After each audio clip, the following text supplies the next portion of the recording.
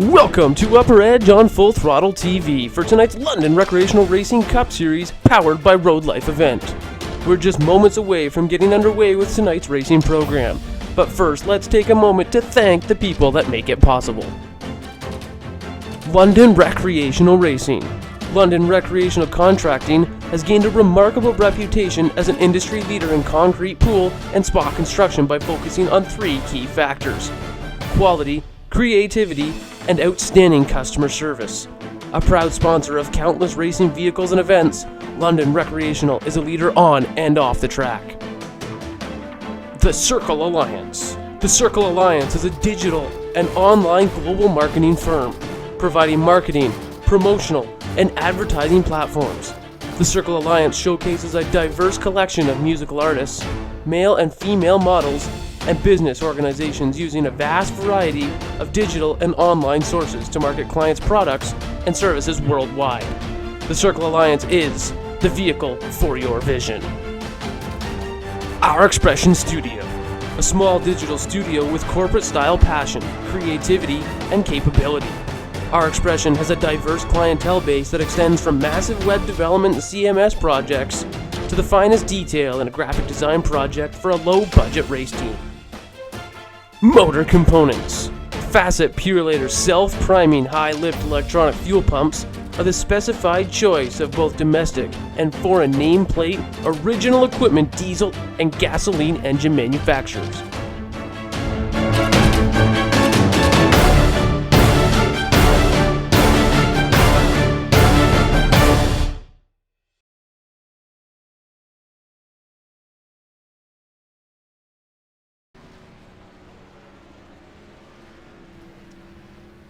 And we welcome you to race 2 of round 1 here, the Watkins Glen International Speedway. For the Profile Machine Products 175 here. And this race, I guess you could call the definitive race that'll set the scene for what we'll see in round 2 here. Speaking of that, have the points from Chicagoland coming in to tonight.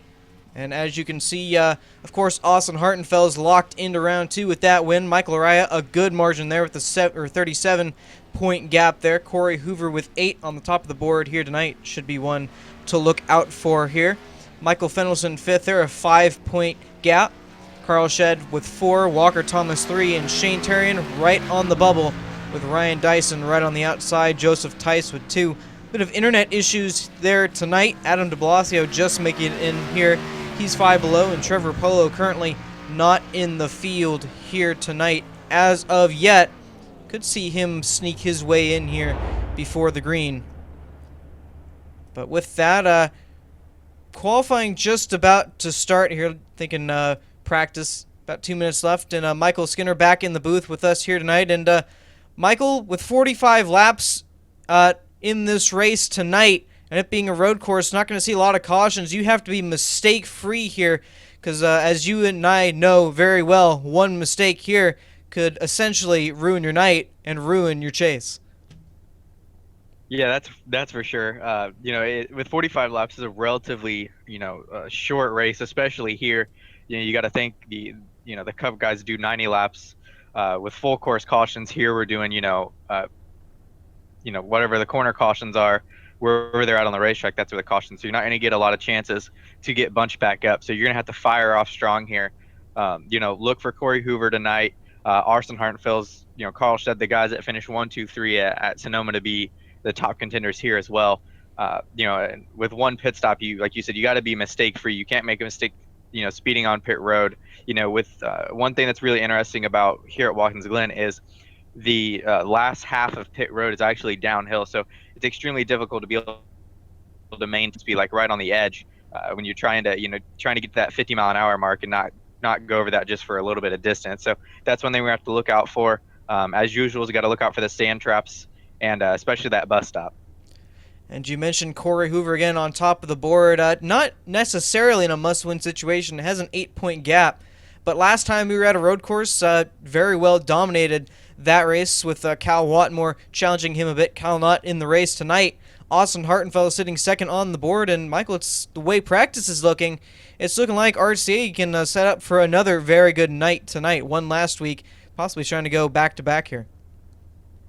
Yeah, they seem to be on a bit of a roll, kind of like, Flat Out was in the earlier portion of the year. But don't count any of these guys out. Anything can happen. There's been times when, we've started on the front row and you've been wrecked going down into turn one, and like I said, anything can happen. The teammates could be battling for the win and wreck each other. So you never really know how it's going to turn out. So, we have our eyes on Corey Hoover and Austin Hartfells, but you really can't count anybody out.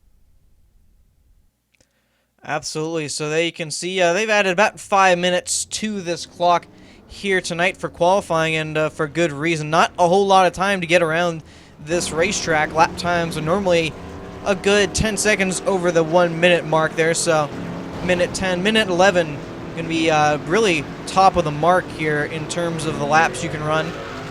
And one thing we're already seeing Michael, with this 45 of Carl Shed, looking like he's taking it easy around the track. And of course, the reason to do that is you don't want to overdrive the car in this warm-up lap, if you will. You want to save it all for this first lap. And one thing as well to make note, any portion or any sort of contact, whether that's off the track here tonight or just getting into the wall a bit, and all of a sudden your lap is ruined. Yeah, for me, the one place that really takes, into consideration is right here in the bus stop area. You want to kind of you want to get as straight of an entry as possible. So you want to go over that curb, as we, see them do in the Sprint Cup cars as well. They bounce up off the curb and it straightens about for that next, left-hander to the right-hander. Instead of making the, corner three corners, you just make it two. So that's really the place where I see that these guys get into trouble, maybe kicking up some dirt a little bit. Other than that, I really don't think it's going to be a factor. They kind of know where the edge is. But one thing that's really nice about, the way they do qualifying here, and as well as they do in real life, is Carl Shed's taking it easy on the opening lap. But the one thing that we know personally is that each lap can be extremely different. When they were at practice, the track's been cleaned off now with the marbles. It's a little bit fresher. It's going to be a little bit faster, have a little bit more grip.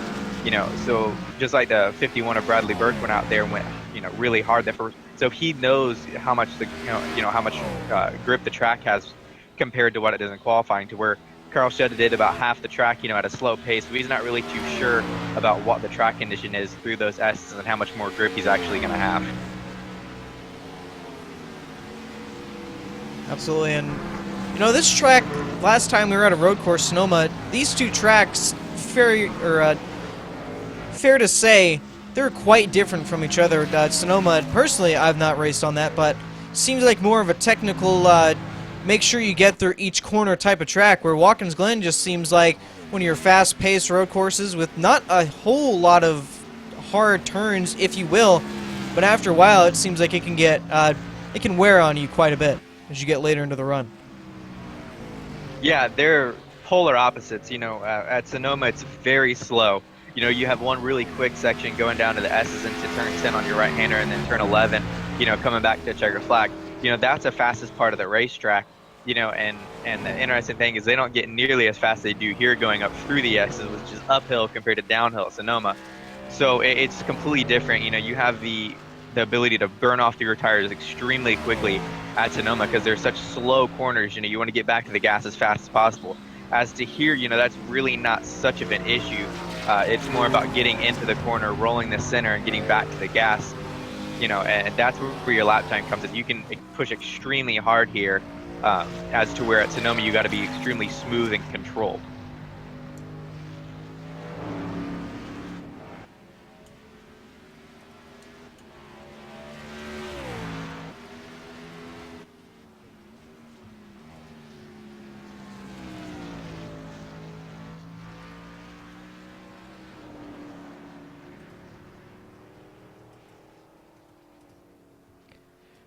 And apologies for that. Was just changing up the cameras a bit there, and looking like still haven't quite taken effect there. There we go. One thing to note about being aggressive, we see, we'll take, one driver, look at Brad Kozlowski and Joey Logano. Look how well they, do here at Watkins Glen to, compared to where they do at Sonoma. At Sonoma they struggle with, getting top tens, as, here at Watkins Glen, they're a fight for the top three, the past 3 or 4 years. And that just tells you, the types of driving styles that they have. They're extremely aggressive, and that just promotes somebody who's extremely aggressive, somebody who's out there, go push it onto the limit, get into the corner a little bit deeper than that guy next to him, get on the gas a little bit sooner. Like I said, you don't really burn the rear tires up here, too much. But see, to me, you get, a little tighter here than you do looser at Sonoma. So that's one thing you got to look out for. But there's just so much room around this racetrack that you can move around, that it's a completely different animal. And that's one good thing to note. With this track, for some inexperienced road course racers, it can seem like you want to get back to the gas as soon as possible, and then once you do that, you can definitely feel the rear tires starting to let go on you, and then all of a sudden you're 10 laps into a 23-lap run and find yourself with no rear tires. So it's also going to be a challenge of keeping the car balanced all together around the track, because again, you're only going to have about one pit stop in this race, and with how cautions work at road courses, it's probably going to be a green flag all the way to the end race. Yeah, that's definitely the case more times than not. It's very rare that you actually have a big enough caution that brings out an admin caution, as I should say. So it's going to be one of those situations where if you get out front early, qualifying is extremely important here, because it's definitely hard to pass. And the reason I say that is because you want to be so cautious, because most of the guys in the field tonight are chase contenders, vying for their spot. So they don't want to make a wrong move, dive bomb, and wreck two chase contenders that possibly could even be their teammates. So, just one thing to watch for is these guys when they start getting closer and closer, because, as we know, the best places to pass, are going to be going into the bus stop, coming off of turn 2, off of turn 3 of the S's, going down that big long back stretch, dive bombing, and then probably coming into 1 is probably going to be another good spot. So I look to be those two places to see where it's going to be the best place to make a pass, where it gives the other person an opportunity to let you go. Absolutely. That's going to be one keynote as well for tonight. You're going to have a lot of patience. And again, 45 laps may seem relatively short, but around this track, again, so many possible places to make a mistake. And one thing we've sometimes seen is pressuring another driver into a mistake, getting so close and again, just kind of pressuring him. And sometimes a driver will snap, but some of the best keep their cool and keep it on the track. So, and again, into turn 1 on will most likely be our only start of the night with everyone all together. You're gonna have to make sure that you don't lock up the brakes or have some sort of issue going into that first turn, and all of a sudden you've wiped out most or half of the field. Yeah, I've had that personally happen to me, getting wrecked down in turn 1, lap 1. But to me, I think the hardest place to be is, probably middle of the field to the back of the field, going up through the S's for the first time, because that you want to get a really good run, because like you said, there's no caution. So you want to stay as close to that guy, in front of you as possible, so when you start to string out, you don't lose so much ground. But you're going to be side by side, maybe running, too wide up there, and we know how difficult it is just to run, single file. So to get a good run, and then somebody might try to go 3 wide off the exit. So many things that you have to watch out for that, you're thinking about just going through turn 1. I think that's why turn 1 kind of gets, such the blame that it does for causing as many accidents, is because you're taking it easy in turn 1, knowing you have turn 2 ahead of you. So if you get a good entry into turn 1, maybe pick a position, get back on the gas, get a good run. Maybe you can steal a few more positions up up through the S's going to the bus stop. But that's extremely tricky to get through there, and something we're gonna have to watch for sure as we come to lap 1. Absolutely. And mentioned it's happened to you, it's happened to me as well. And obviously, when you spend as much time in practice preparing for this race, and then all of a sudden it ends in turn 1, you're not going to have a lot of happy people on you after that. But haven't seen a lot of incidents lately from the races we've been doing here into turn 1, so hoping tonight continues that streak. And we know the UpperEdge drivers always do a great job of keeping them straight and keeping them clean. Yeah, the one thing that's really interesting to me about road courses is, and it's completely different about ovals, is, because it's not so much about downforce here, it's not really such a bad thing to go out and follow somebody. I'm not the best road course racer in the world, but I found that, following somebody that might be a little bit faster, is extremely beneficial to you. So I wouldn't be surprised if we see like the 94 right now, Vadon de Blasio, going out there. He hasn't had any practice laps, going out there and following the 29 car of Ryan Dyson, which is pretty quick on the speed charts. Just going out there and kind of seeing where he's braking, seeing, you haven't had time to practice, so you're using his braking points, kind of seeing where what line he's taking, where he's rolling through the corners. So, that's one thing is when you start getting behind somebody, you'll slowly start to pick up speed faster because you're trying to keep up, maybe get back by the guy, and you'll start picking up more and more, little things that he does a little bit better than you, match him with what you do well, and then you eventually put a whole lap together. And one thing I had mentioned earlier about any sort of contact, whether it be with the grass or the wall, can disqualify your lap. Michael, we saw Carl Shed get out first on the track when the track first opened for qualifying. He's not made a lap yet. His best, of course, 4 minutes, but that was just going around the track at a slow and smooth pace. And I believe qualifying at this point may have just been wrapped up in terms of round one. Only a few cars left on track. And no surprise, at the top of the board at the moment is at 33 of Corey Hoover. Yeah, that's one of those things, when he was going slow around the racetrack, I don't know exactly where he went off, but like I said, by going slow through the S's, up through the bus stop, you don't know what kind of grips there. It can be completely different from what you had in, practice, or even the practices you had during the week. So, that might have been one of those cases where it would have been better for him. I look at Bradley Burke, he's third right now on the board. He, improved his lap time significantly from what he had. So that I just look at those two, because there was the first and second people off pit road. One didn't end up making the next round, that even ended up putting a quick lap down.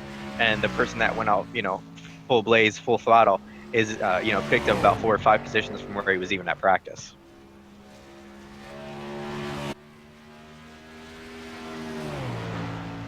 About 8.5 minutes left. I have to say the cutoff time in terms of the time may have been the same, but of course 5 minutes added to the qualifying clock, and saw there the 94 go around exiting the carousel there. Fairly commonplace to lose the car at times. So we keep mentioning there's a lot of trouble spots tonight that we'll have to keep our eyes on, and of course exiting the carousel, if the tires get a bit worn, speaking from experience here, can be fairly hard to get off there with the car straight, because worn tires, the car just absolutely wants to snap around on you exiting. Yeah, I feel like the two places that you get, probably the loosest is probably the exit of the top of the S's. You're full throttle there, making that right-hand turn, and then you got to kind of slowly, you got to slowly release the steering wheel back straight. And I know, from personal, like you said, from personal, that it gets a little loose there, kind of like the back end kind of comes out of the ground a little bit. And then, like you said, coming off the carousel, it's almost the same thing, because you're coming back from being down into the corner, you're coming back up onto the corner, and it's, it's an opposite lock turn. You're turning right instead of left, so it's something a little different than you're used to, and the back end just swings right around. So about 7 minutes left. The one thing we have to make sure we point out the most is that tonight, again, still a race for the championship chase, the second race in round one, and have some drivers not in the field tonight. I think Jacob Adams, who just came in, but one noticeable is the 9 of Trevor Polo not in the race tonight, and was fairly down in the points as well. So essentially, it's just going to put him in a must-win situation at New Hampshire, which not the best situation you want to be in. Yeah, especially with everybody else making it. If there had been a situation like we first heard that there were going to be about 4 of the chasers not making, then it kind of puts everybody in the same boat. But with him just being, the only one, he's going to be down about, probably 14 points to his nearest competitor come next week in New Hampshire, like you said, making it a must-win. So it's going to be extremely difficult for him, especially since I know he's a pretty decent road course racer, and I'm sure he was looking forward to this one. But you can't really help whatever's going on with maybe your internet, or who knows what iRacing's really doing. So, but it's definitely tough to see him, miss this one. Of course, last time we were at Watkins Glen, the High Voltage Racing League, he got the win there. So, not in the field tonight. Definitely going to hurt in terms of the standings. with about 5.5 minutes left. 16 cars in the field tonight. And a lot of these guys actually coming in a bit later. Kind of surprising, but I guess they must feel confident about the race here tonight. Yeah, I'm a little surprised about the times. We don't see a pickup at all. I think we only see, let's see, one driver with a pickup, to get to move himself up. Other than that, we're pretty down on the times compared to where we were in practice.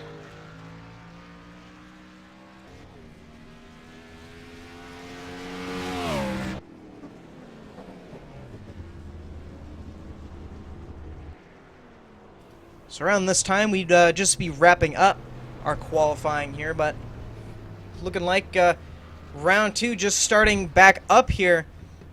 And very, very surprising, the 45 of Carl Shed was about 4th in practice and didn't even get a lap in for his qualifying run. And starting towards the back in a road course, not always the worst idea, but Michael, it can get a little bit frustrating, I guess, for a driver when you're back there and can't really make a lot of ground up, especially with how much traffic he's going to be in.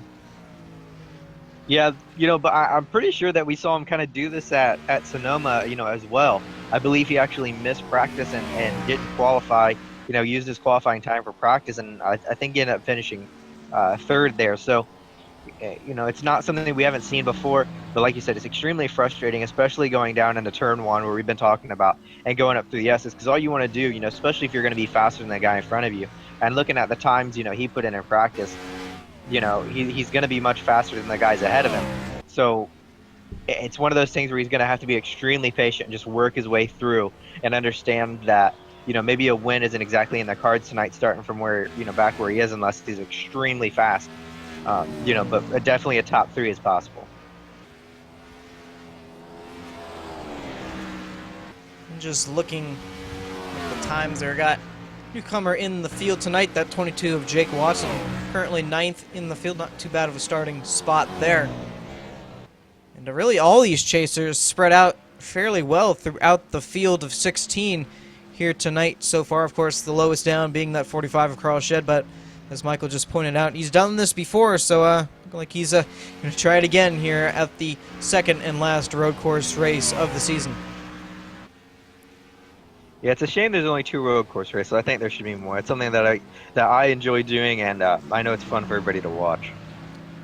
Well, and really somewhat highly demanded in the Cup schedule in here tonight. A road course in the Chase. Some drivers may not like that too much, but it's what they're going to have to deal with here tonight. 45 laps around the Glen. Only about 2.5 minutes left here of qualifying.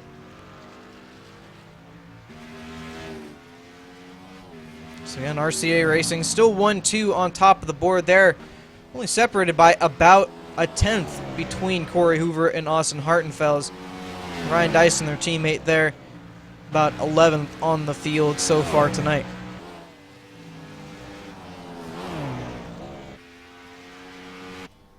Yeah, and that's a little surprising. I expected him to be a little bit farther up, especially, with how well his teammates have done this weekend. He showed a little bit better up at Sonoma, which is kind of surprising because, to me this lends, better to his type of, driving style, where you can roll the center a little bit better, a little bit faster, and kind of keep the momentum going instead of cramming on the brakes and then slowly working your way back to the gas.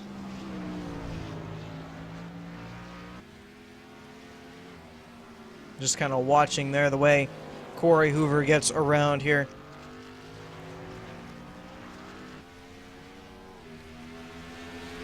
One thing I've been taught about road course racing is sometimes slower is faster around these corners, and can be very true here at Watkins Glen, especially with how quickly the rear tires can heat up once you get that car slipping and sliding.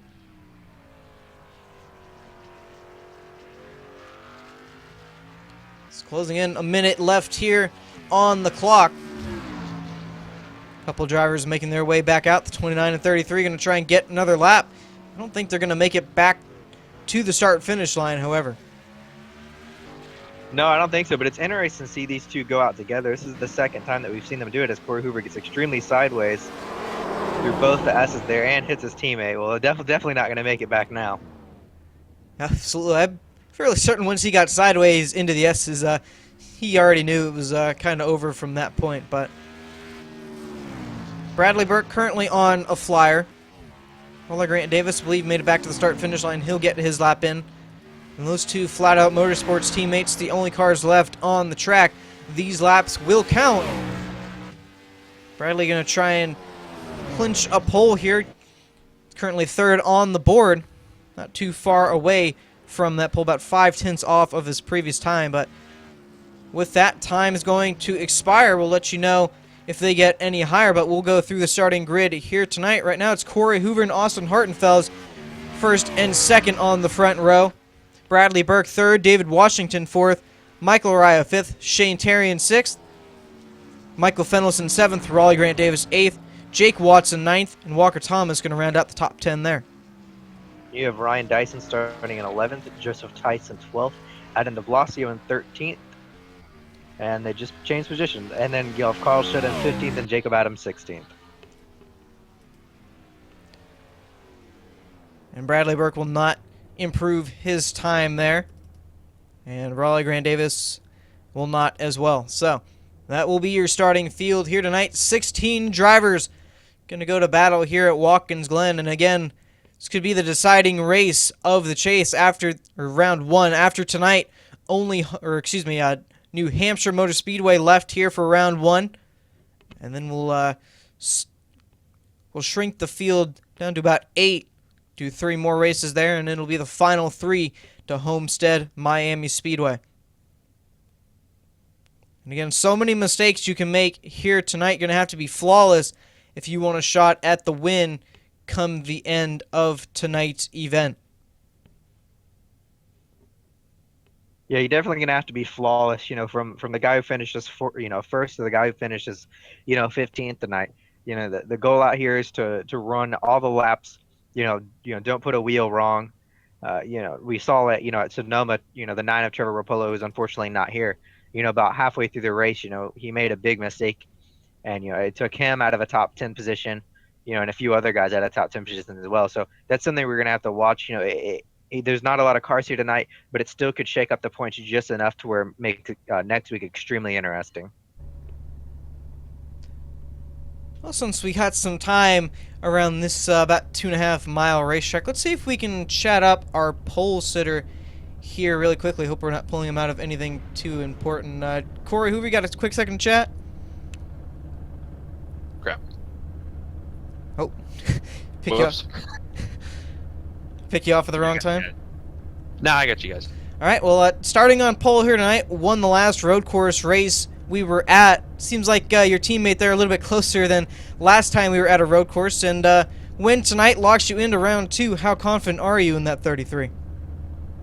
I'm confident myself. I don't know if I'm confident in iRacing. I've had some technical difficulties when I'm leading. Hopefully, knock on wood, that won't happen tonight. Yeah, it's always nervous after a patch comes out. You never know what to really expect. Other than that, car feels good, but yeah, we're looking to put it in victory lane tonight. Yeah, that'd be a big win for your team as well, having won 2 races in a row and 2 to the next round. But one question real quick: would you rather have that Porsche in front of you? I would actually. I think the rest of the field would tonight as well against you. I'm sure they would. Yeah, that's usually how it goes on road courses. I'm sure that thing drives a lot better than that heavy stock car you're in right now. But we wish you the best of luck here tonight, and we hope to talk to you at the end of 45 laps around the Glen tonight. All right, thanks, guys. All right, so talked a little bit pre-race, and Michael, I already know your pick, but haven't had you in the booth for a while, so I guess we'll do our race picks here tonight. Again, I already know who you have, but tell everybody else who you got in victory lane at the end of it. Well, I talked to him at Sonoma, and he told me this was not the race for him, this racetrack for him, and to pick him for Watkins Glen. So I am keeping him to it. He made a big improvement in from practice to qualifying. I'm going to go with Bradley Burke in the 51 tonight.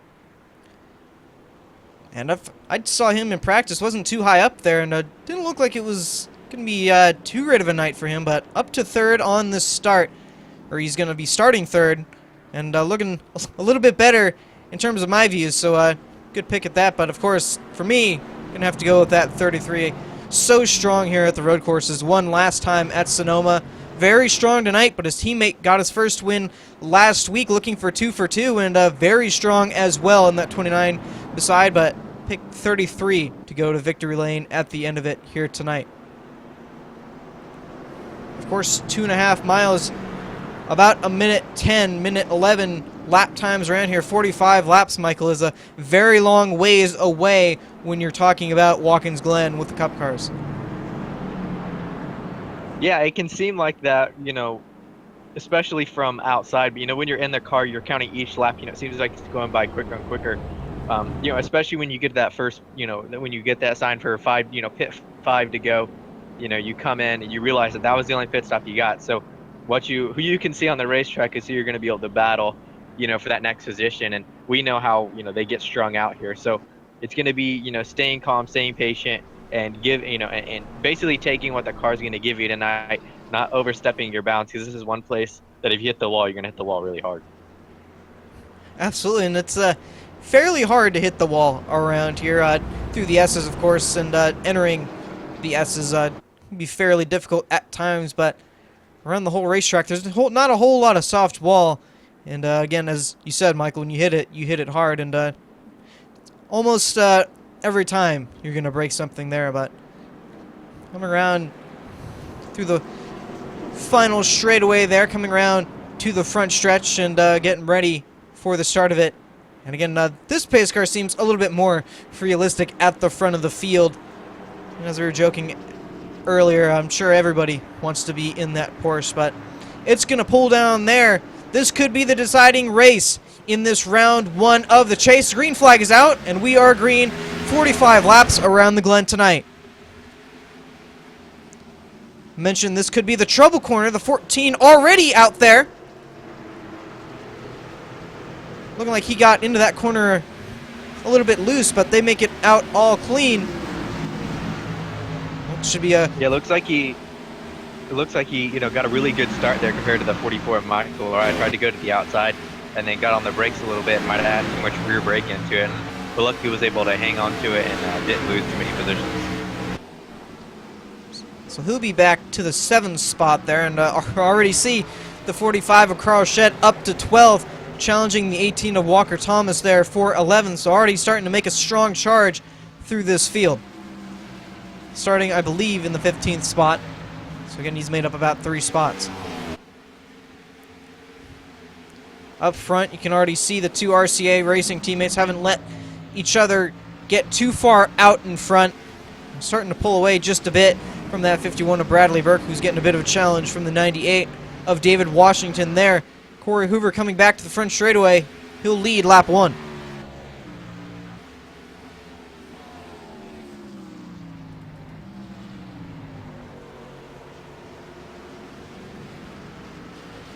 Looks like the 28's going to be making a move. 28 made a move on the 22 there, but just wasn't able to hold it, getting up off the corner. And Carl Shedd going to get underneath of Walker Thomas there through the S's. A little bit dicey getting back to that part, but he will do it up to 11th already. About a lap and a half here at Watkins Glen. Yeah, he's got to be careful, though, not to run the tires off it too soon. You know, he basically made that move coming off of turn 1, had a really good run, so we know he got back to the gas extremely quick there. Just hopefully he's not, you know, overspinning a little too early. Absolutely, because again, only going to be 1 pit stop on the night. I'm guessing it's going to be around lap 23, about halfway through the race tonight. So with that in mind, again, if you're going to be running with these tires for a while, you definitely want to make sure you have them at the end of the run. Going back to the front straightaway there, Corey Hoover extends the lead over his teammate, the 29 of Austin Hartenfels. Just a bit, almost a second between the two. Bradley Burke about 2.5 back of the lead. Extended his gap back to the 98 of David Washington as well. And already they've gotten fairly spread out through the field tonight. And that's normally the norm, I should say, around road courses, as they get fairly spread out. As Jamie Dyson about 15 seconds back and only 2 laps into tonight's event. Yeah, I know a lot of people complain about it, but I think that's one thing that makes full course cautions around here. I think it makes it extremely interesting. It gives cars like Carl Shed that started in the back. If there is a caution, it's a full course caution, bunches the field back up, and we get the excitement, of the first lap. The cars being side by side, a few more times. But with the situation we have here, you got to dig, you got to get what you can get, because once you start getting spread out, you start kind of run. This is one of those places where you start kind of almost running equal times. If you're not much faster than the guy in front of you, a tenth here, a tenth there, really isn't as much as it is as around the oval. Absolutely. At that point, it's kind of like hoping the driver ahead of you makes some sort of mistake, and that's really going to be the only way you catch him at that point. Watson getting around the 24 there. He gets up to the 8th spot. And just in front of him, the 14 of Michael Fenwelson there in 7th.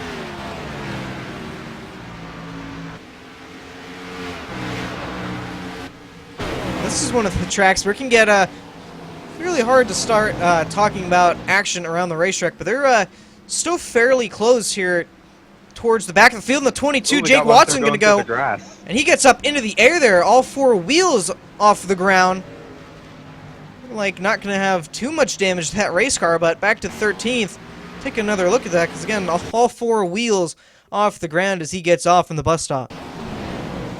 Just trying to help the people here at, the Watkins Glen ground do a little bit of groundskeeping and some, landscaping racing. I think with that, he's doing more harm than good. Going to put about 4 divots into the ground there, but doesn't look like any harm was done to him. I'm sure a little bit shaken up from that, and it's not too often you get airborne here and keep it straight, but he will do that, and again, still running 13th, so he'll have to make up a bit more ground. Lost about 5 spots due to it.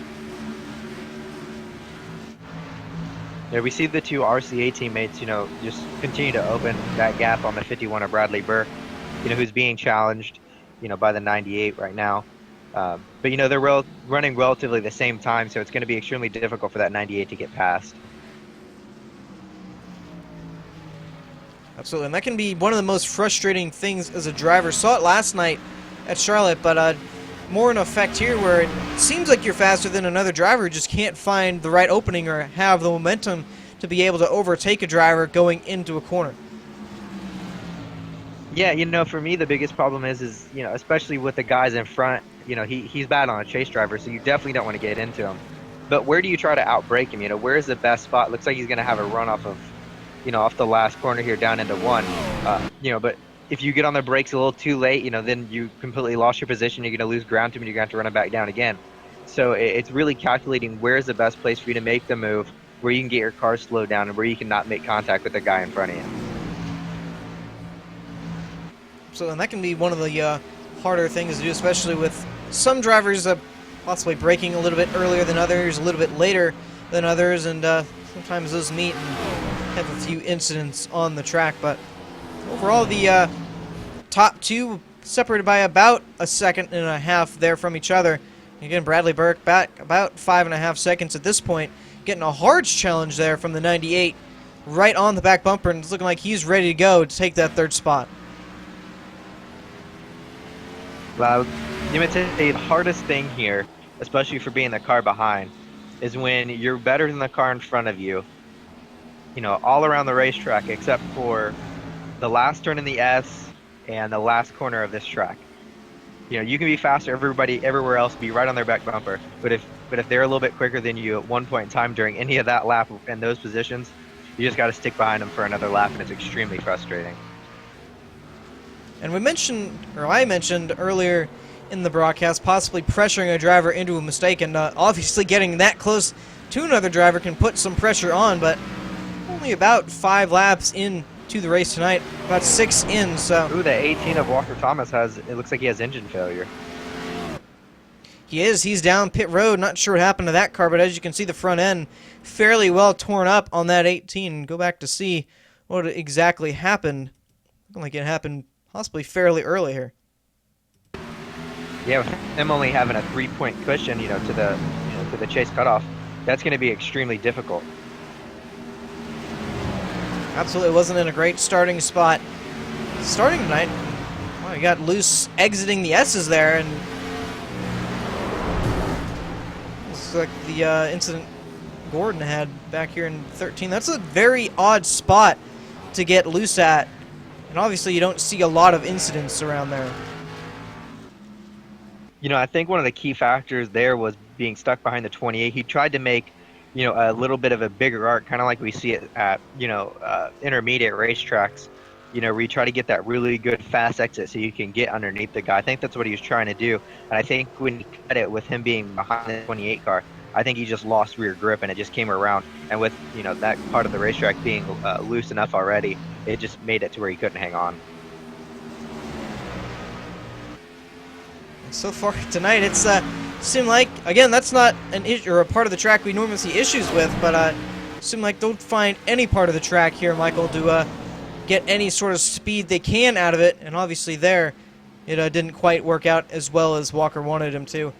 And again, not in the best position entering tonight, and obviously that's not going to help his case going into New Hampshire next week, or in a couple weeks. The one bright side is with having such a short field, he won't be too far, behind you. He could be, tied with the rest of the field, going into next week and just go out there and beat him, and then you move on to the next round. But one thing that definitely didn't help his case is it looked like he, kind of gathered it back up together, and the 5 car just kind of got into the back of him a little bit, and that's really what sent him into the wall. Saw there entering the last straightaway there with the 98 and 51. Thought Washington was going to have it, but then entering that corner, Burke got it back, and it's quite the interesting crossover move. Don't normally see that around here, the road courses, but already shown they're getting a little bit racy here tonight. Only 8 laps in, but good hard racing really around the whole racetrack tonight. Yeah, like I said, that's one of those places where you get in a little bit deeper than you want to, and that guy can get in the corner a little bit softer and cut underneath you exactly like we saw. So, like I said, you got to really pick your battles, pick where you can make that move and make it stick. A little bit farther back, some teammates going at it there. The 38 of Shane Tarian and the 14 of Michael Fennelson, 2 Evil Motorsports teammates going at it there. 98's going around looks like the 44 got into the back of him. And the 44 has some good damage as well. Now he comes back out on track. Fennelson has to take an evasive move through the grass. He'll gather back up. He'll just lose some momentum. Shed's going to get around the 14 there. So he's going to lose a spot. We'll see. It could have been a lot worse. Absolutely, but we saw the damage the 44 has now. We'll have to see how much that affects him. See what happens with the 98. Goes through the grass a little bit in the bus stop. That allows Lariah to get to the back bumper.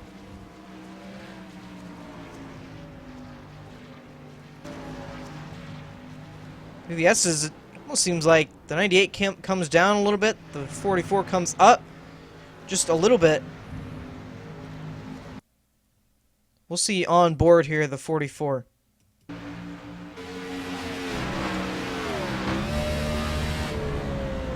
course, our sports graphic in-car here. Again, we'll get a better look at the damages 44 has, but Mike will have to see again how much that'll do with the aero, but also the radiator getting air into it. Michael seemed like he was all the way onto that rumble strip, and the 98 just seemed like he kept coming farther and farther down, and there's really nowhere for that 44 to go. Yeah, that was an odd sequence. Like I brought up to the point. He's trying to figure out where to make his move. And I think, the 98 car started getting probably a little bit flustered, being stuck behind the 51. And then when he got crossed back under, I think he kind of just was like, kind of realized that it was going to be a little bit more difficult than that. He's going to have to find another spot. Tried to get a good run through the bus stop, into the carousel, and just made a mistake in the bus stop, then tried to hold the position and just ended up getting entangled with the 44. It doesn't look, I don't think the damage is going to hurt him all, all that much. But it's definitely going to be something, difficult to run down his teammate there for the 3rd spot. Yeah, absolutely. It did it's not too bad as bad as I thought it was. Obviously not enough to where it'll affect the radiator opening there and possibly overheat the race car. Obviously the main worry there, but just a little bit of left side damage with the hood raised up a little bit. Seems like it may be the only issue there. I don't think there'll be any sort of suspension damage there to worry about, so overall I don't think it'll affect that race car too much. And obviously going back to the 98 of Washington there, the rear end of that race car fairly well beat up. Yeah, that's going to be a little bit worse. It's going to be a little bit looser for him on the exit of the corners. That's going to be the bigger damage in what Michael Araya has. So you can see the spoiler fairly well messed up all the way around the rear of that race car. And seeming it like looks like we have the 24 car coming into the pits. Our first taker, Michael, it seems a little bit early, but he might be able to take it now, and this possibly be his last stop in terms of fuel. Yeah, it could be the old, road course adage, do the race backwards, pit, when you can make it. I don't think he's in his stall. He stopped on pit road, so possibly some sort of issue here for the 24. Get it back going, and obviously that was not his stall. That was all the way towards the entrance of pit road there, where there is no pit stalls, just empty ones. Yeah, that was definitely weird. Must maybe have been a technical difficulty on his end there, something going on, but definitely an odd occurrence for sure. And another driver who wasn't too secure entering the night. Another issue, this time with the 24. He'll get 4 fresh tires. He'll bring it back out, but obviously already a lap down. Yeah, that's definitely going to be a huge loss of position for sure. Again, don't know too well on the amount of laps they can run on fuel. Seems like we had another driver stopped over there. I believe that might have been the 22 of Jake Watson. Saw someone pull off that final corner. Seemed like he was a little bit slower, but again, not sure how long they can go on fuel, Michael, but this could possibly work out for him in the end should he be able to go 33 more laps on fuel. Essentially, he's put himself in that position. Yeah, I think unfortunately, his best option right now, is going to be to stay out, the rest of the way. But with him stopping on pit road, it's one of those places where you look to go not a lap down. So he was in, he probably was in that position had he not stopped on pit road for, the 5 or 10 seconds, however long it was. But he's definitely going to lose all the positions he had. He had gained. He's probably going to come out last of the lead lap cars with that, stoppage on pit road. He's just behind second place, Austin Hartfels, who's about 7 seconds behind our leader, Corey Hoover. So quite the clinic right now that 33 is putting on. 32 laps to go, closing in on 30, and about 10 laps away from what we should see our scheduled green flag stop start, and should be the only stop of the night for those guys. And everybody fairly well spread out through the field again. About 1.5 seconds separating each other, except for the 14 and 45 going at it. Carl Schett up to 6th after starting about 15th on tonight. 13 laps, and he's already about to crack the top 5. Shane Terrian about 2.5 seconds ahead. So he's got some work to do if he wants to catch that 38, but already a good night for this 45 after a poor qualifying run. He got on a little hot there into the bus stop, so the 14 is going to have a run on him on exit. So I look to see the 14 get a good run off this corner, maybe sneak under him here. Oh, like he's doing, it's going to be a drag race getting down into turn 10. It's looking like he's keeping his momentum down that straightaway and will be able to clear the 14. Either way, he had the preferred lane going into that corner. That one not the easiest to go too wide through, especially with iRacing not having the dirt there exiting that corner, the sand trap, and not the asphalt with the runoff space. That's one thing I've always found a little bit irritating with iRacing's version of Watkins Glen, or the runoff space, or the non-runoff space where there should be runoff space, especially with a guy who can sometimes get it a little bit hot into the corners. Yeah, one thing I think with them paving the racetrack, I look for Watkins Glen to probably have a new surface, within the next, probably year or two here on iRacing. But, we said the same thing about Michigan and stuff like that. So who really knows? But yeah, that runoff there is, it's kind of frustrating because you just want to push the envelope a little bit there, but that you got to stay controlled. And with that, Fendelson going to get that 6th spot back from Carl Shed there. Got it entering the bus stop and fairly well cleared him at the exit. And saw a little bit loose there off the corner. Yeah, like go back to the 44 car. It seems like that damage might have actually hurt him a little bit more than I thought he would. Because before, he was right on the back of those two. The 51 of his teammate Bradley Burke and the 98, when they got in that little tussle there. And it just seems like he hasn't been able to keep the pace that he had before. So maybe that damage is hurting him a little bit. See Shane Taryn just under a second behind, so he's closed in that gap as well. So Ryan looking like he may be in danger of going back to 5th here. The question is going to be, how much do you fix on this stop, if any? Because again, this will be probably the only stop you make. It has to be quick because track position always important here at Watkins Glen with how spread out you get around here.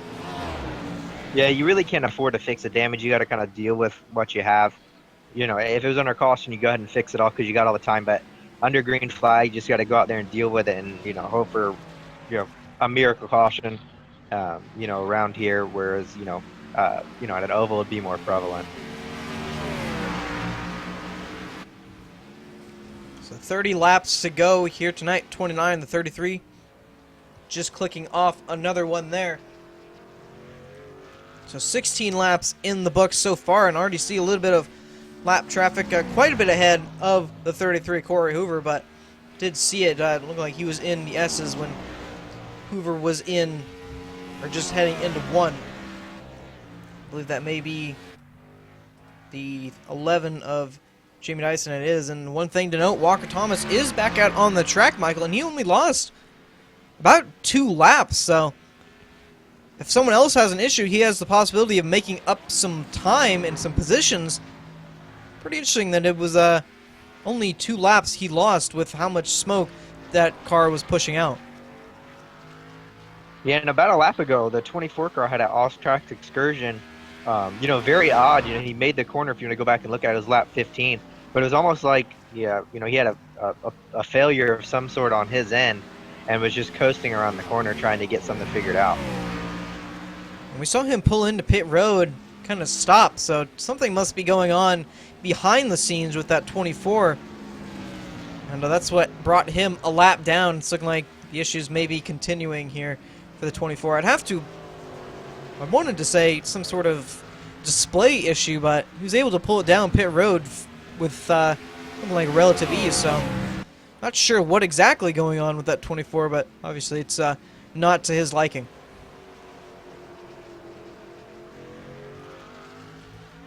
And slowly but surely, it looks like the 51 of Bradley Burke is actually reeling in the 29 of Austin Hartenfels. Of course, the 24 behind the 51 there, his teammate a lap down, but it's closed it's about 4 seconds, the gap between 2nd and 3rd there. And of course, Corey Hoover just in a league of his own at this point, about 12.5 seconds in front of the 29 of Hartenfels there. Of course, it's not going to be all over should the 33 have some sort of issue, whether it's on the track or on pit road. That 29 could be right there. The 24's having another issue. Now he just ejected. He brought it to pit road. It's looking like the night just continues to get worse for this 24. I'm not sure exactly what happened.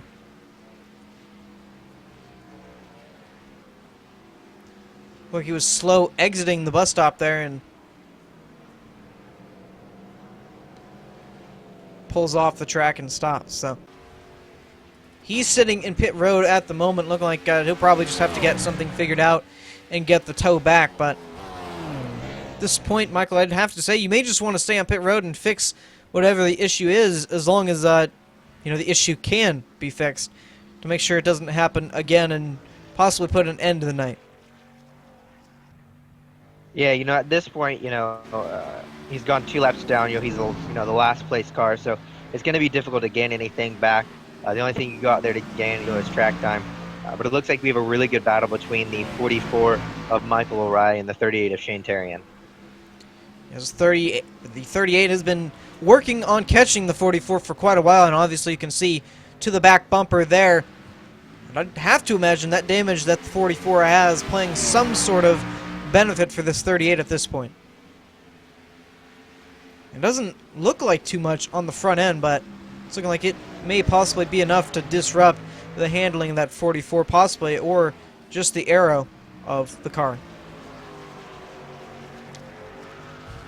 And the one thing that Lariah has going for him, obviously not going to be in too bad of a position if he goes back to 5th, but he's got about a 37-point gap. Of course, that was entering tonight.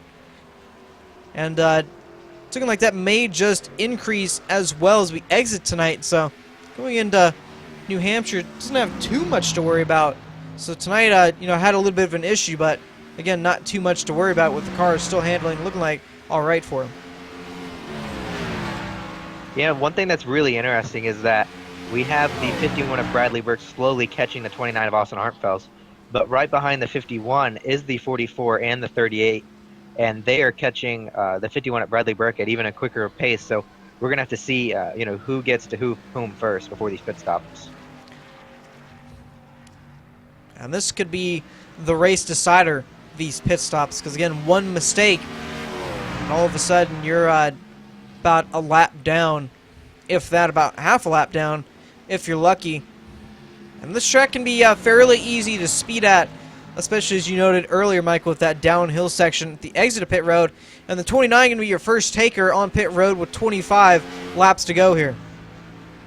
Yeah, he was actually the slowest car in the top 5, probably the fast 5 or 6 laps. So I'm not surprising that he would be coming in first. The next person I would suggest be coming in first is the 44 of Michael Arai, even though we know that he likes to stay out later and have those newer tires, later.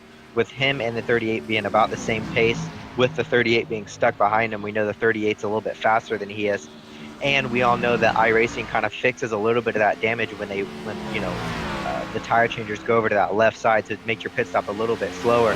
So he might want to come in, use those new tires to kind of balance out what, as we have somebody through the grass there through the bus stop, but what they do fix a little bit on the damage. So his pit stop will probably go from 13 seconds to maybe 14 and a half, 15 seconds, just because they're fixing a little bit of that damage while they're changing the tires.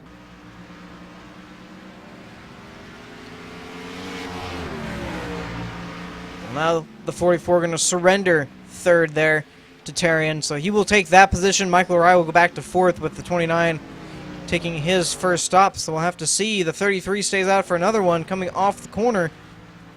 Doesn't look like we're going to have any more takers at the moment, so going to stay out for another one. So I believe that may have been the 45 of Carl Shedd. Yeah, he'll be bringing it in with 24 to go. This again will be the final stop, the first and final stop for just about everyone when they bring it down. I look for the 38 car to be on the 51's back bumper probably within the next 10 laps. He's running about half a second faster at this point in time, and is only about 5 seconds back.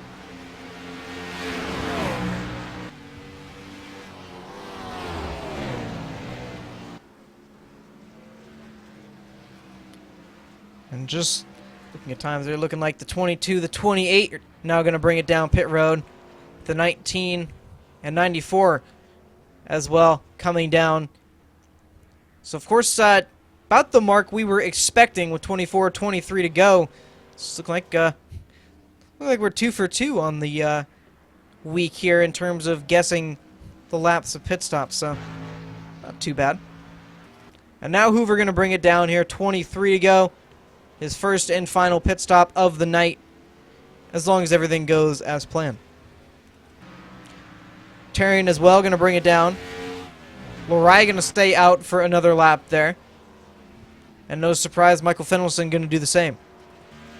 Yeah, you got to wonder if these guys are staying out a little bit, other than, the 51 of Bradley Burke to lead a lap. Yeah, I really don't see a point of the 44 with 37 points. I feel he's pretty good going into the next round. But maybe Fennelson, maybe he'll stay out maybe 2 or 3 more laps after these guys pit. Maybe pick up that 1 point if he doesn't think he can pick up the points on the racetrack. It's looking like Raleigh Grant Davis just retired on the night. And again, a bad night, looking like it's gone to worse for that 24, and essentially going to put him in a must-win situation going into New Hampshire, and again, not the position you want to put yourself in, especially with some guys who may be putting themselves into the same situation and having to race them. Well, Justin, he actually had a 7-point lead going in to this race, so take that 7 points away, and give it to his nearest competitor, Ryan Dyson. I don't, it's going to be almost dead even going into next week. And he did say he does like the 1.5 miles, so might put a little bit more confidence into him as he goes into that. It'll be our first race in 2017. It's going to be quite interesting as well. So going to be a fair ways away after tonight going into New Hampshire. Give these guys a lot of time to think about their game plan going into that race, especially with some guys who've struggled tonight. Yeah, right now, if Ryan Dyson doesn't pick up a position, he will be exactly 1 point behind the 24 of Raleigh Grant Davis going into New Hampshire.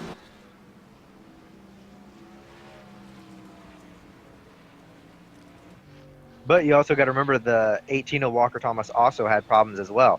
So Walker Thomas is even going to be, even closer to the cutoff than the 24 of Raleigh Grant Davis.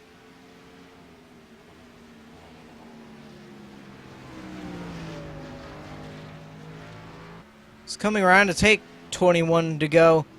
Coming to take lap 24. Bradley Burke still staying out on the racetrack there. Hoover up second. It's looking like he'll take the lead back the hard way here before too long. Now Lariah brings it down to pit road. Fennelson's still going to stay out there.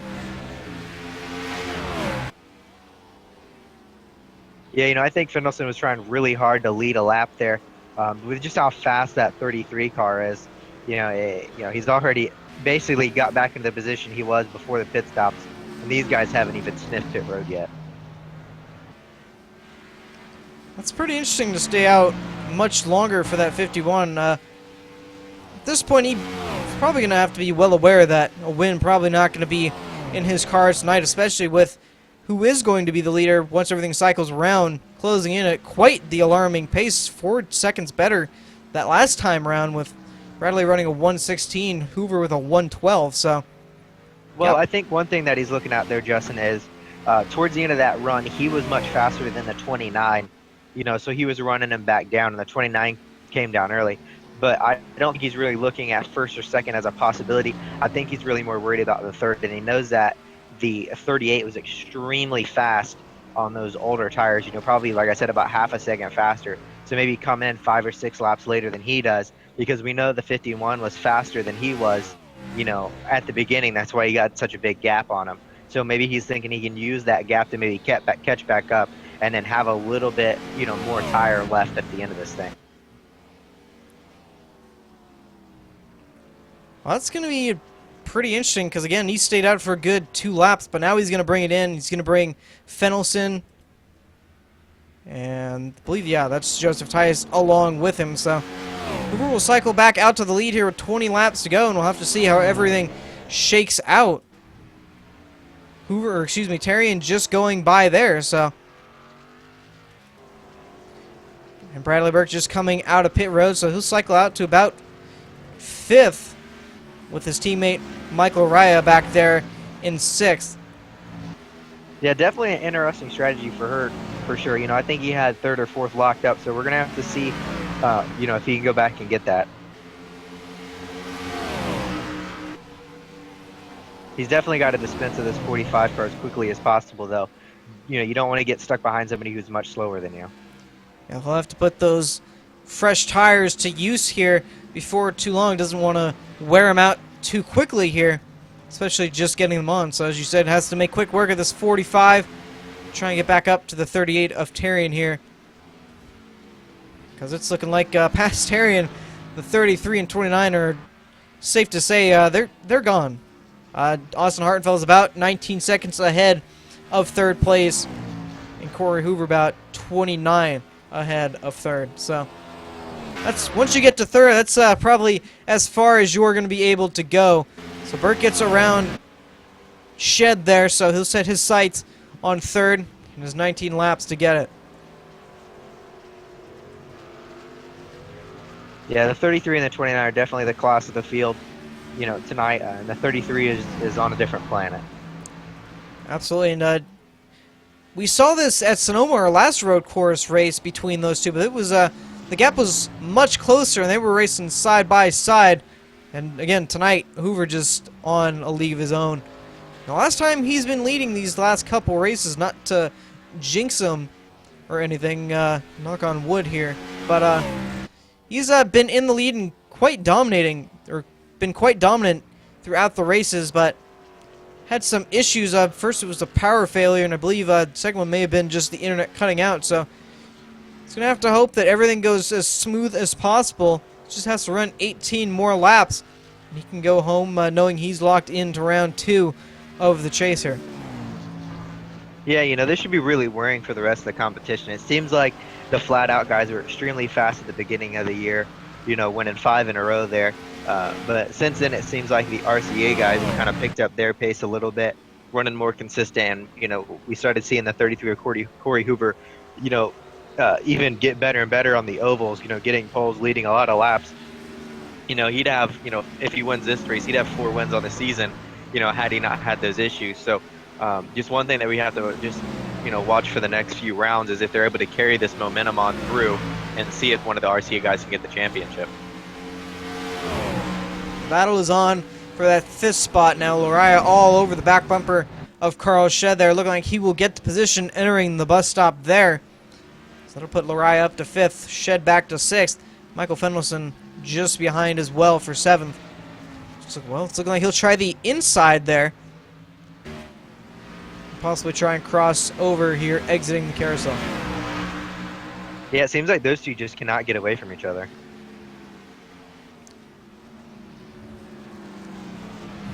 The 44 and 45 fairly dominant throughout the early part of the season. Heading into the chase, obviously, about midway through the season, it seemed like everyone started catching up, but safe to say the 2 strongest cars throughout the season. Of course, Carl Shed winless here in terms of the points race, but if you've seen his performance throughout the races, you very much question why he does not have that win yet. Of course, the 44 Lariah there, 6 wins on the season, was the arguable favorite heading in to the championship. Yeah, one thing that everybody kind of tends to forget is, even though this is a win and you're in the next round, you necessarily don't have to. You can points race your whole way in. We've seen it work for a few guys throughout the years. With Ryan Newman and guys like that throughout the year, not having to actually win a race, but points their way into the final round and have a shot at it. So you don't have to win. You got to be smooth and consistent. I think that's even more important than go out there and winning a race. You saw there, Shed made a little bit of a mistake exiting the bus stop there. He loses the position from the 14 of Michael Fendelson, puts Shed back to the 7th spot, coming to 15 laps to go here. Or 16. And last lap, the 51 was about 1 second faster than the 38. We'll have to check the lap times around this time. But that battle is 3 seconds, and we're definitely going to have to keep an eye on it. He's cut that gap in half.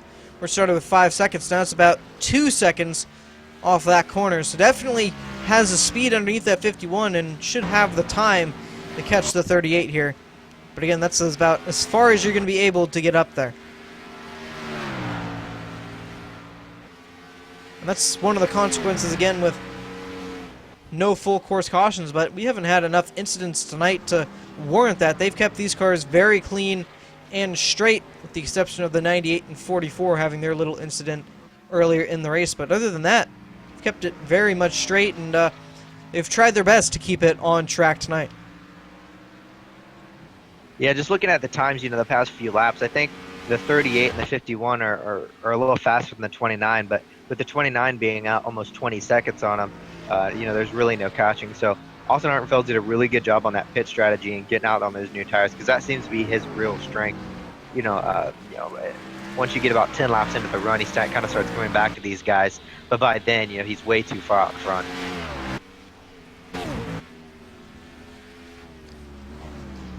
So that time around, a good second. Again, that 51 faster than the 38. You can visually see the gap has almost erased completely. A second separating the two.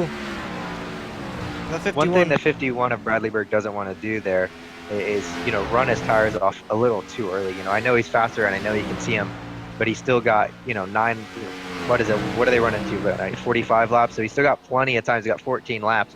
You don't really want to burn him off. And it can be very easy to do that, especially exiting these corners and seeing that position right in front of you. It's very hard as a driver to try and maintain both the gap there and how hard you're pushing the car. So again, only had one pit stop on the night, so you're not coming back down pit road to get fresh tires, so you're working with what you got at that point.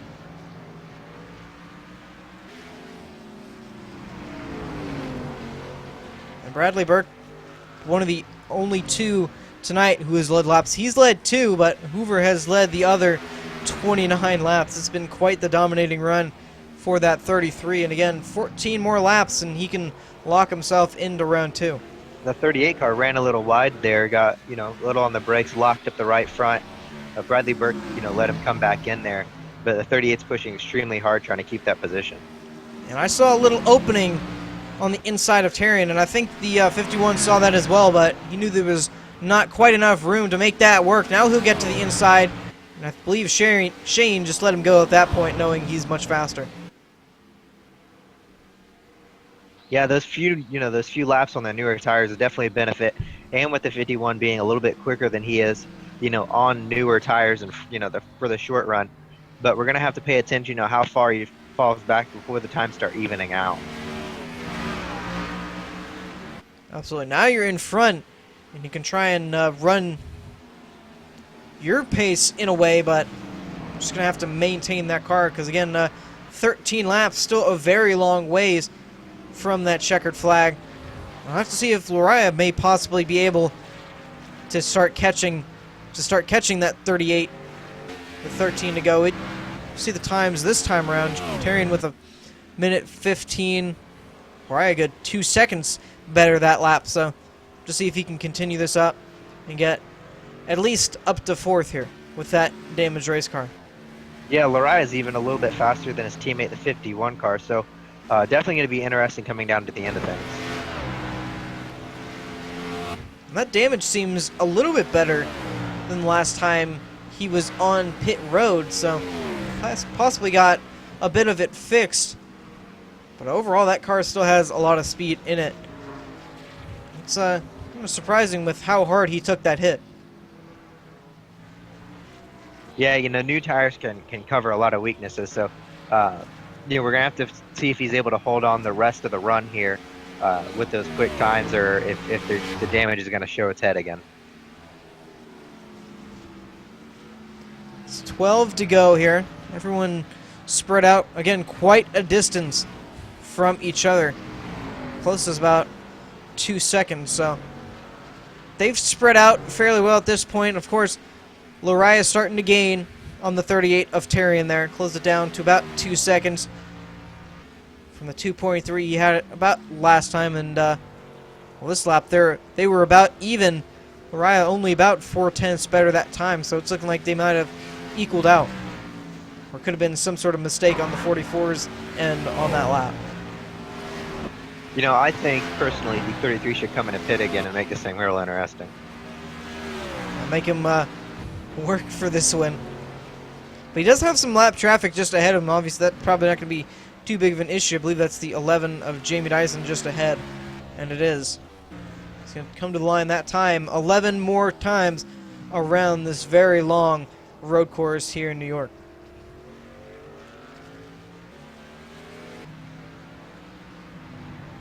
I'm just trying to monitor this gap. We're right on board here with the 44 of Lariah. See the times this time around. doesn't look like he's gaining as quickly as he was just a couple laps ago, Michael. Yeah, you know, like I said, the times kind of even out. You know, for whatever reason, the 38 car just seems to be really, really good on the long runs.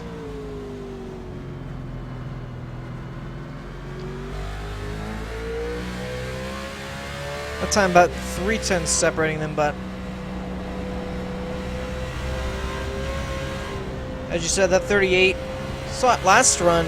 As you said, seems like it does much better on the long runs, and the gap still shrinking a little bit, but yeah, not as quickly as would have thought seeing it a couple laps ago. But Tyrion just looking for a strong run tonight. 4th or 5th will definitely do it for him. Yeah, you know, most of these guys, you know, even Walker Thomas, you know, salvaging a 13th place out of this tonight. You know, that's a win for him, especially with his accident at the beginning. You know, it could be 4 positions worse down there in 16th. So it's a bad night, you know, initially, but when you look at things with him being +3 on the board, you know, the guy behind him is, you know, 4 positions ahead of him. So, and the, you know, the 4 positions ahead of him, and the points is 4 positions, you know, ahead of him on the track. So, you know, at the end of the night, you know, I think Raleigh Grant Davis, the 18 of Walker Thomas, and Ryan Dyson, you know, Joseph Tice out of de Blasio, I think it's going to be, you know, at the most probably like a 3-point difference between them all. And Lariah going to lose a lot of time there at the 98. David Washington, of course, much faster than that 44 at this point in time. Pressuring him a little bit there, and now the gap is about 2.5 seconds and increasing as we speak. So, without slowly, he was starting to catch the gap up. I don't believe he's going to be able to bring the gap much closer before the end of tonight. And the 44 going to get by the 98 again here. Yeah, you know, I don't think he's really happy with the 98 tonight. You know, he's had a few run-ins with him. The first one being an accident, and the second one being right there with the 98 car, just pressuring the, you know, not only a chase car, but a lead lap car for, you know, what it seems like it's his actual position, but he's really not.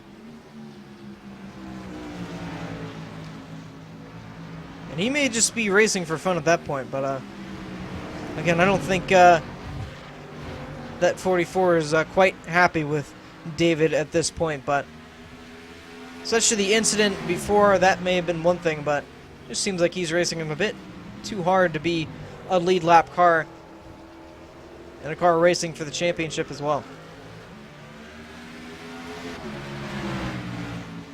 Ooh, it looks like the 45 car might have got in trouble there. Well, he was a bit slow through the exit of 1 there. See what happened. Oh, yeah, had a little bit too much rear brake in it there. And that could have been much worse, but what a save for that 45 of Shed. Thought he was about to lose it there, hitting the rumble strip, but somehow he keeps it straight and keeps it going and keeps a race car. You know, believe it or not, I think the rumble strip actually had a big, you know, part of him saving it. It's, you know, as we all know, it's raised, you know, from the track surface up to the grass. So when his front, you know, hit that, we see a little bit of damage, you know, from him hitting the rumble strip.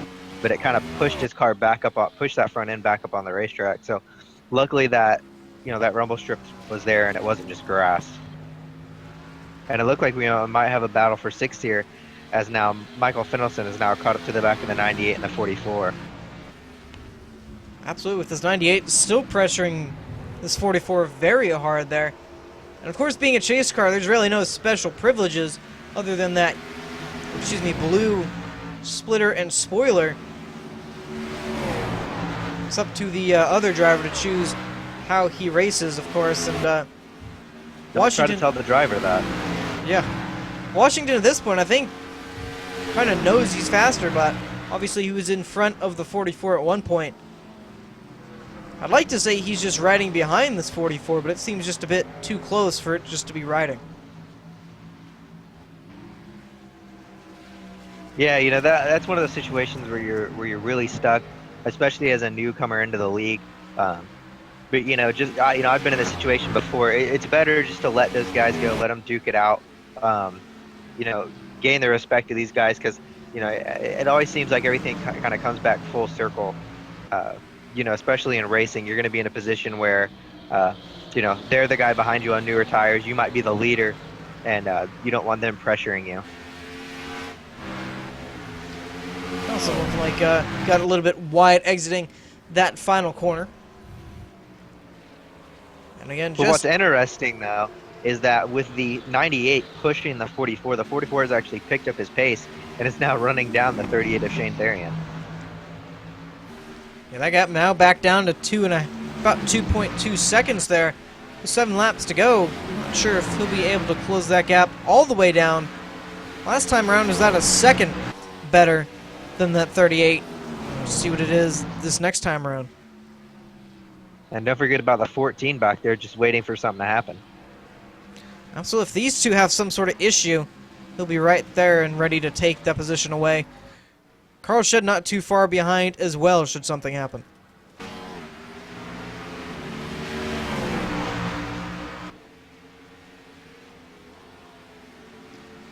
Six laps to go on tonight. Again, Corey Hoover just in a league of his own already on the back straightaway there going into the bus stop. It's coming around to take 5 to go. 20 seconds ahead of his teammate, the 29 of Austin Hartenfeld. It's definitely not what we expected at the beginning of tonight. The 14 got extremely loose out of 11 there. So he does it again. Again, saw it last time around that corner and looked like he'll do it again. I believe Carl Shed have the same issue there exiting the corner. Joseph Tice, I saw the rear end kick out just a little bit as well. So it's looking like that final corner, Michael, maybe getting a little loose for these guys. Yeah, you know, you trying to get that good run, especially if you're trying to make a pass on somebody, and that's one of the places where if you get back on the gas, you have that wall. But what's really funny though is the rumble strip that they're kind of hold you away from it. But if you get on it just with the rear tires, it really wants to turn you around.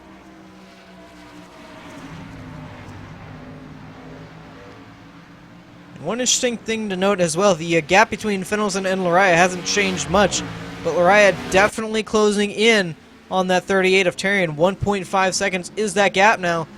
Coming to 5 laps to go, the question is going to be, can he get there before the checkered flag comes out? I think he might have beat him by a lot this lap because I can physically see that the gap closed a little bit more. We'll see times around here. Terrian with a much bigger chunk. Absolutely, another second out of it. So Terrian with a 1:15.4 and Mariah with a 1:14.8. So quite the difference there. And at this point, kind of thinking that Lariah wants that 98 to be behind and pressuring him. Yeah, definitely picked up his pace. You know, he's finding different places to run. But we'll see when that 14 gets around that 98 right here. What happens?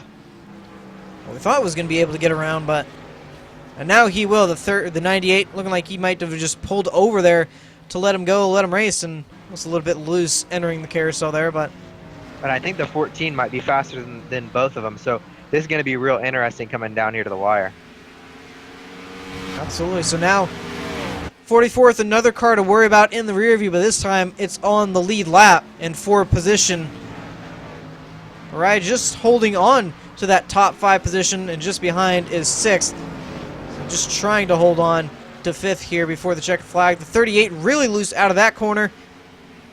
And now the gap is really closed. Absolutely, 4th, 5th, and 6th. Right there.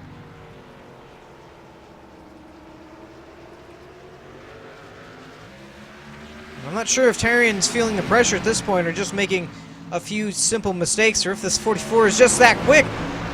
But here comes Lariah now to the back bumper of Terrian here. Through the S's, nowhere to go. Thought Fenelson was going to try and make something work there. Really loose off the edge of that corner. And now it's going to get interesting as we head into the bus stop here. Fenelson takes 5th away. Going to try and get 4th off of his teammate there. Yeah, we saw the 38 car throw a block there on the 44, which slowed the 44 car's momentum and allowed his teammate to get around the 44, but now he's going to have to deal with his teammate. So we're going to have to see if there's going to be a little bit of teammate love here and a 38 let the 14 go by, or if he's going to have to do it the hard way and maybe give up 2 positions.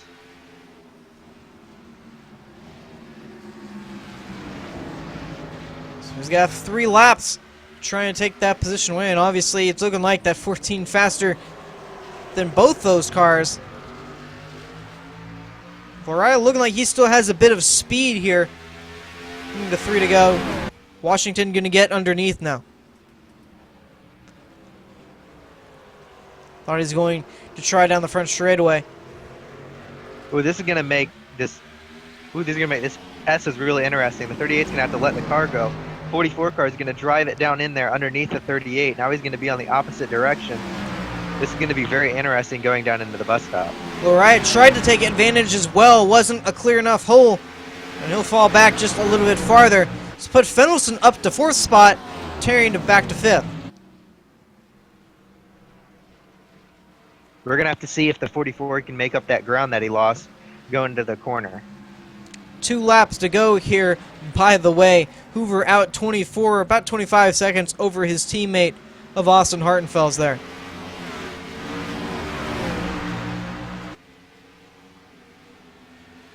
You know, and slowly but surely, you know, unfortunately, you know, it's probably not gonna be, you know, possible, but the 51 of Bradley Burke has closed the gap down between him and Austin Hartenfels, which was almost 30 seconds, now to just 10.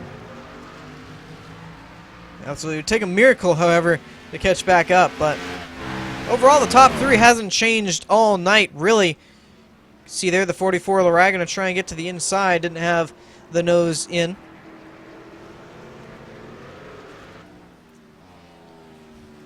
But Hoover coming around to the final corner here. What a dominating night it's been for this 33. He's led all but 2 laps on the night.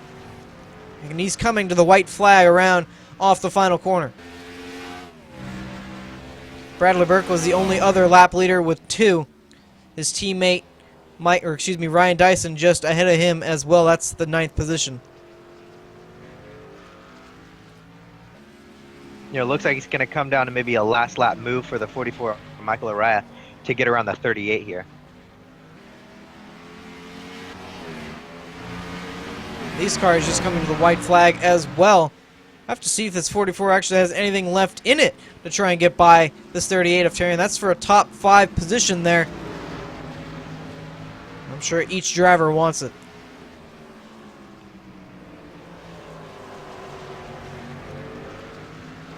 Oh, looks like he's going to get a run, got loose. And what a save there. Thought he was heading straight for that pit wall. And he'll lose all his momentum there. We'll cut to Corey Hoover here really quickly. Coming around back to the start-finish line. Didn't exactly need this win here tonight, but we knew coming into tonight he would be one of the favorites to try and win this race. And coming around to the start-finish line, a little bit loose exiting that corner, but he will win race 2 here at Watkins Glen. Put him into round 2. Big win for that team. You know, have 2 cars going around to the next round guaranteed. A lot of momentum boost there for the RCA team. You know, just a dominating performance for sure. Absolutely. 1-2. Well, Hartfeld still needs to come back to the start-finish line. That's how far ahead he is. Off the final corner. Bradley's going to bring it home 3rd, but let me tell you, Corey's going to have to wait for everybody else, you know, so he can do his burnouts. Absolutely. That's how spread out they are. So coming around the final corner, looking like Terrian will get the 5th spot. Just has to make it around 1 final corner. So he'll get 5th. Lariah will come home 6th. Looking like Shed will come home 7th. Great battle between the 14, the 38, and the 44 car there. A lot of hard, you know, racing, clean racing. You know, we didn't see those guys get into each other, but you saw, you know, as many times as they were sideways off the corner, how hard they were really pushing it. Absolutely. So it's a long ways back for this 33 of Corey Hoover. Back to the start-finish line here. 43 laps led on tonight out of 45. What a dominating performance. And finally, he can lock up that 2nd win. It's come so close, but had so many issues in the process. Tonight, it was flawless. Yeah, you know, this is one of those places where you really don't mind that weight, you know, driving around. You got 11 corners to you know, celebrate and you know, have fun with this win. Absolutely. So while he does that celebrating, we'll step away for just a quick second, get everybody rounded up here for post-race interviews, and then we'll take you through where everybody finished and talk to some people. Don't go away. We'll be right back.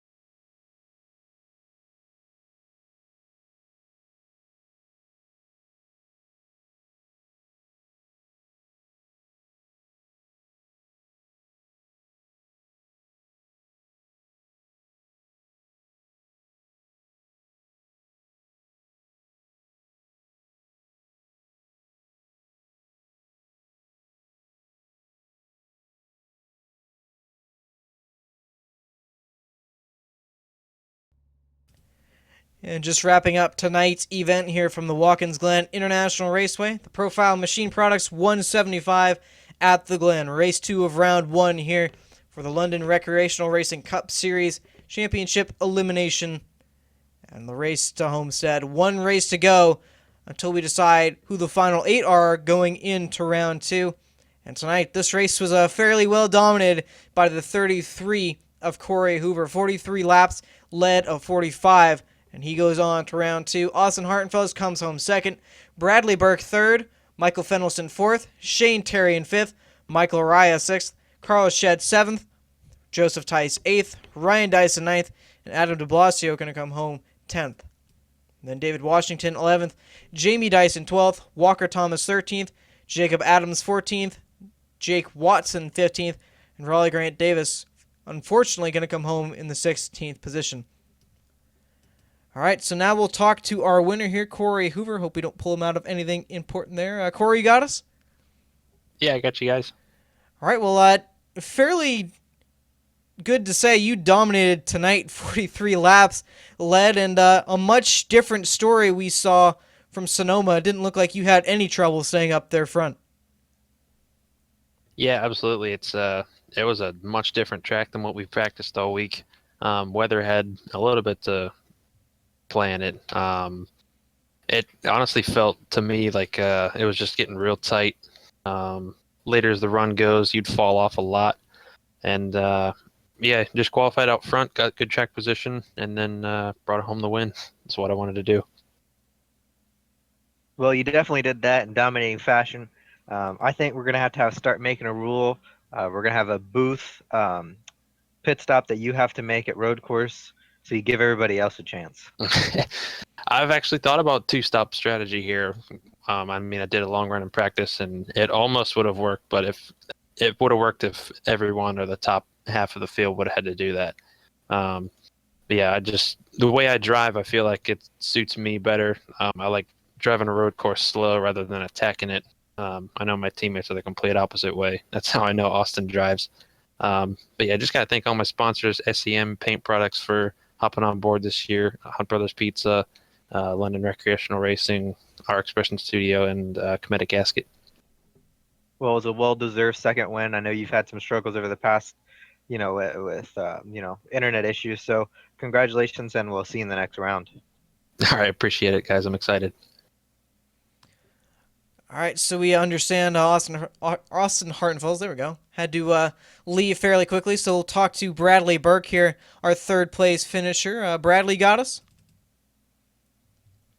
Yeah, I got you guys. All right, well, we don't get to talk to you a lot, but it was a solid third place finish here tonight and stayed out a bit longer on that run and led the only 2 laps other than Corey Hoover tonight. And again, a solid third place finish.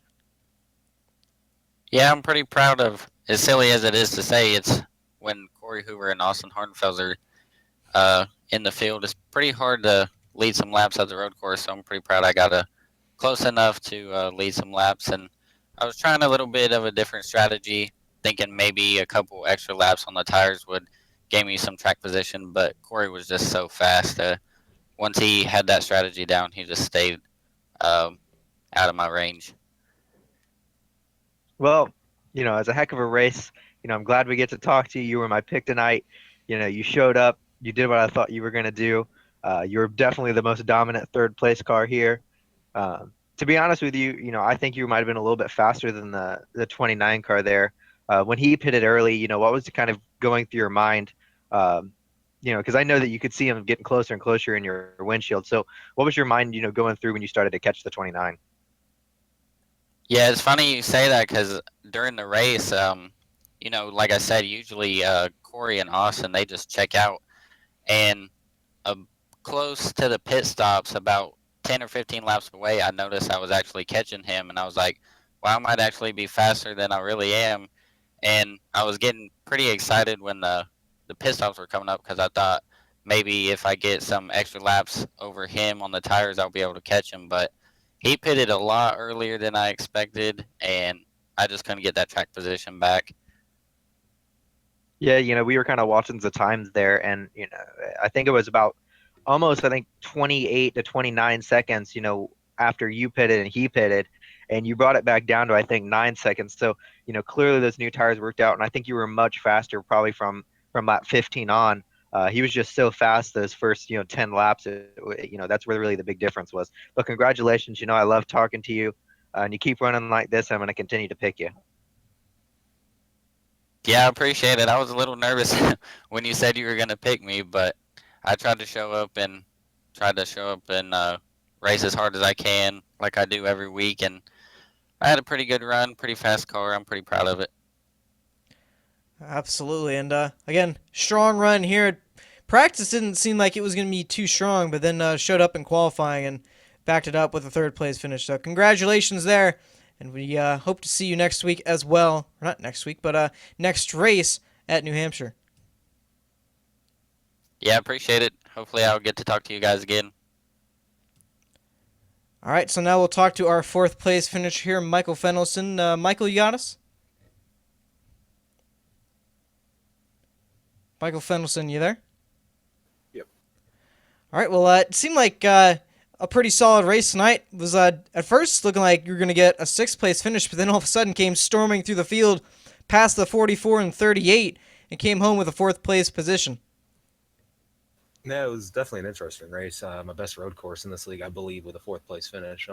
That last run, my pit stops, I pit a lot later than some of the other guys did. I think it was lap 25 or 26, which made a 20-lap run at the end. So I could pretty much use my tires a lot more than I did the first run. So I took advantage of that. I think Shane was about 10 seconds ahead of me coming off pit road, and I was able to catch him and pass him. So that was pretty fun to do on that last run. But the 98, I had some problems with him earlier, and I think about lap 10, he spun out coming out of the carousel, and I almost plowed him or plowed the outside wall, and that was very scary for me, but I thought my race was over at that point.